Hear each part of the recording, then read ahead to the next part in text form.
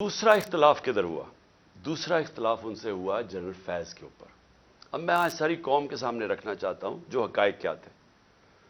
मेरा जनरल फैज़ को उस वक्त मैं समझता था कि क्योंकि 2021-22 की सर्दियां हमारे लिए बड़ी मुश्किल होंगी, मैं चाहता था, क्योंकि अफगानिस्तान का फॉल आउट आना था, मैं ये चाह रहा था कि उनको ये सर्दियों तक जनरल फैज़ को रखा जाए। क्योंकि अगर सबसे मुश्किल टाइम है तो जो सबसे एक्सपीरियंस्ड आपका इंटेलिजेंस का चीफ है उसको होना चाहिए, आपका बेस्ट खिलाड़ी होना चाहिए। मुझे तब से खौफ था दहशतगर्दी का। मैंने बार बार जनरल बाजवा से भी बात की, मैंने अपनी कैबिनेट को भी बताया कि सर्दियां हमारे लिए मुश्किल हैं, क्योंकि एक पूरी तारीख में देख रहा था, मुझे तो पूरी बैकग्राउंड पता है इसकी। अल्लाह ने करम करना था एक तरह हमारे ऊपर भी और अफगानिस्तान के लोगों के ऊपर कि वो जो अमेरिकन जो ट्रेन किया हुआ था अफगान फौज, उसने हथियार डाल दिए। प्रेसिडेंट गनी मुल्क से चला गया अफगानिस्तान से, एकदम तालिबान की गवर्नमेंट आ गई, कोई खाना जंगी से ये सारा खिताब बच गया। उसने, आपको अंदाजा नहीं कि पाकिस्तान के ऊपर कितना फायदा हुआ उसका। अगर खुदा ना खास्ता खाना जंगी शुरू हो जाती, हमें सबसे बड़ा नुकसान होना था। अल्लाह ने करम किया, अफगानिस्तान के लोगों पे हमें भी बचा लिया। अब उसके बाद क्या हुआ? पाकिस्तान, क्योंकि हमने दोहा के डायलॉग्स जो अमेरिकन और तालिबान के थे, हमने सबसे ज़्यादा उसमें प्रमोट किया, इसके अंदर हमारा सबसे बड़ा काम था। तो एक जो गवर्नमेंट सबसे पहले जिसके सबसे अच्छे ताल्लुकात थे अफगानिस्तान में, वो पाकिस्तान था। और जो दुनिया ने एक्नॉलेज किया कि जो इवैक्यूएशन हुई अफगानिस्तान में, उसमें पाकिस्तान ने सबसे बड़ा रोल प्ले किया, क्योंकि हमारे ताल्लुकात अच्छे थे। और फिर शाह महमूद कुरैशी को मैंने वहाँ भेजा, उन्होंने उनसे मीटिंग्स की।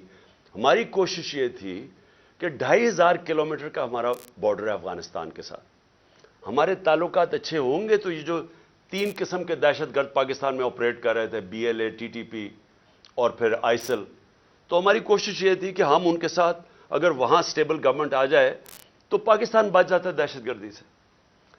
OIC की मिनिस्टर्स की मीटिंग करवाई, गालिबन दिसंबर मेरे ख्याल में 2021 में। अफगानिस्तान को टॉपिक रखा, दुनिया को बताया कि अफगानिस्तान की स्टेबिलिटी जरूरी है, जिसमें एक हमने अपनी वजह बताई कि पाकिस्तान में दहशतगर्दी कंट्रोल करने के लिए स्टेबल अफगानिस्तान जरूरी है। कॉन्फ्रेंस करवाई। उसके बाद क्या हुआ कि उसके बाद बदकिस्मती से रजीम चेंज आ गई और हमारी गवर्नमेंट को हटाया गया। जब हमारी गवर्नमेंट को हटाया गया तो उससे पहले हमारी मीटिंग हुई। मैंने जनरल बाजवा और ISI चीफ थे, अब मुझे ये नहीं याद कि उस वक्त जनरल फैज़ आ गए थे या ये जनरल नदीम थे, लेकिन जनरल बाजवा थे और मैंने और हमने बैठ के गुफ्तगू की कि अब जब अपनी अफगानिस्तान में एक प्रो पाकिस्तान गवर्नमेंट है, यानी एंटी नहीं है, क्योंकि गनी एडमिनिस्ट्रेशन तो पाकिस्तान के खिलाफ थी, जब वो आ गई है तो हमें कोशिश करना चाहिए। अब जब तालिबान, उन्होंने भी कह दिया कि अब हम इनको वापस भेजने लगे हैं, अब 30 से 40 हज़ार तालिबान फाइटर्स और उनकी फैमिली अफगानिस्तान में थी।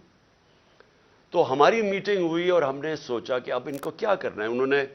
वो कह रहे हैं कि पाकिस्तान आए अब ये वापस, और वो बीच में भी पढ़ने लगे थे कि हम किसी तरह बातचीत में भी वो फैसिलिटेट करें।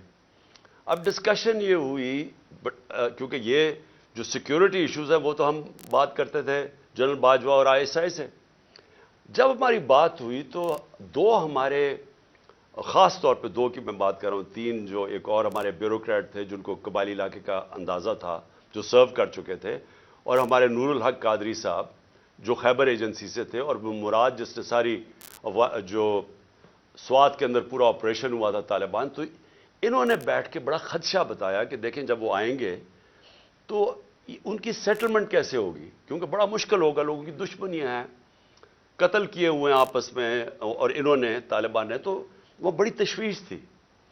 तो ये फैसला किया गया कि हमारे जो कबायली इलाके के MNAs और वो बैठ के हमारी सिक्योरिटी फोर्सेस फैसला करेंगी कि इनको रिहेबिलिटेट कैसे करना है।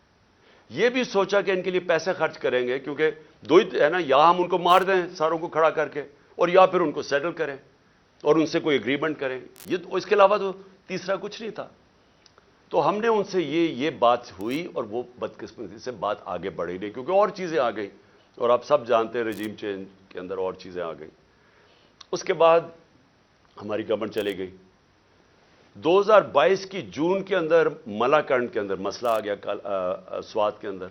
ایک دم طالبان کی وہاں کوئی آیا اور وہ عوام کھڑی ہو گئی. ان کو بڑا کہ پھر سے وہی حال ہونے لگا جو کہ پہلے تھا, جدھر سوات کے لوگوں نے بڑی مشکل وقت گزارا.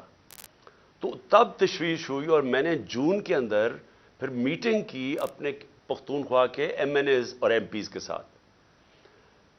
کے پی ہاؤس کے اندر اسلام آباد میں میٹنگ کی اور ان کو سب خدشہ تھا کہ یہ ایک نیا فینومینا پھر آ رہا ہے.